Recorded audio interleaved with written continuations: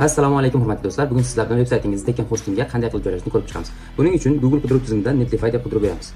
Qidiruvimizda netlify.com birinchidan bo'lib chiqadi va saytga kirganimizdan so'ng bizda login va sign up, ya'ni sizning akkauntingiz bo'ladigan bo'lsa login qilib kira olasiz. Agar akkauntingiz yo'q bo'ladigan bo'lsa ro'yxatdan o'tishingiz kerak bo'ladi. Bizda akkaunt borligi uchun login qilib kira olamiz. Kirganimizdan so'ng chap tarafimizda menyular va o'ng tarafimizda esa oldin qilgan depo, ya'ni oldin qilgan depolarimiz ko'rinib turadi, saytlarimiz ko'rinib turadi.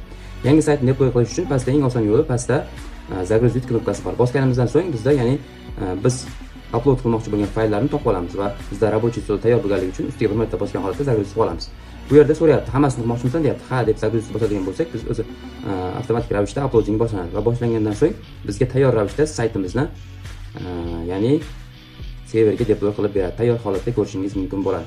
Ya'ni bu domen nomi, ya'ni Tekken domen hisoblanadi va bu yerda ko'rishingiz mumkin chap tarafda o'zining menyulari, deploylari, proyekt konfiguratsiyalari bor. Bu yerda bemalol hammasini ko'rsangiz bo'ladi. Domain management hammasini ko'rsangiz bo'ladi va bu domenni o'zingiz, ya'ni pulli domenga ham ulashingiz mumkin bo'ladi.